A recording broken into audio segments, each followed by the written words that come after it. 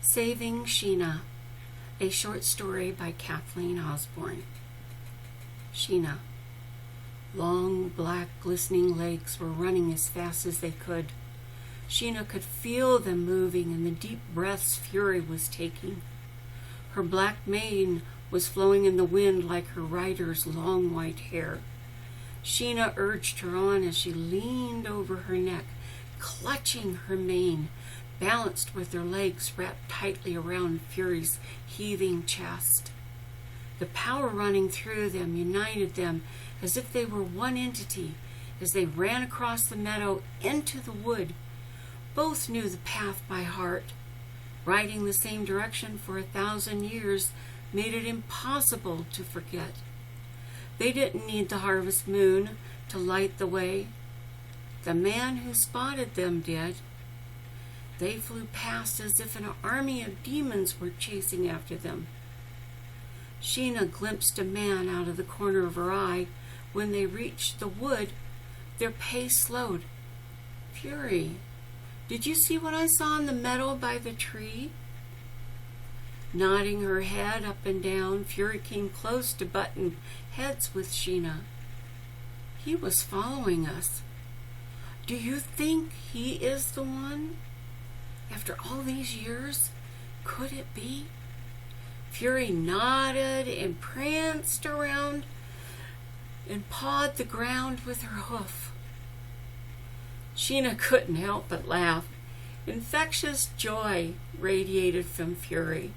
Oh, all right, I agree. We must not let him find us. Remember what the wizard said. If true love is to set you free, you cannot chase it. Chase it and it will flee. It must find you. Love must put your hand in his. The horse stomped her hooves, almost unseating Sheena. She jumped off and landed soundly on the grass, only to have Fury nudge her with her nose toward the path they had taken. She searched her companion's face. By all that's... You're smiling! He's coming, isn't he? The only answer she got from her was a graceful prancing around. A dreamy look swept across Sheena's face as she observed her faithful friend. Crazy thoughts filled her imagination with the imagery of children grouped around a young boy and girl teasing, "Benny loves Sarah, Benny loves Sarah," or some such nonsense. Her laughter rang out, flowing on the breeze, filling the meadow with the light sound of wind chimes. She flipped her long hair over her slim shoulder and shook out her blue riding dress. She had been wearing it for many long years. Her sky blue eyes followed the man as he drew nearer. She almost missed the change of light in the sky. She longed to stay. It hurt as much as a thrust of a knife through her chest, but she had no choice. They had to leave before the sun had fully risen. She stepped on a large boulder. Fury came to stand beside her. Grabbing a fistful of mane, Sheena climbed on. With a longing in her eyes, she looked at the man running towards her, then leaned over the horse's neck and whispered, "Go."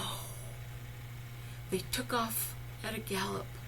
Fury's hooves flew above the ground as she took her mistress home.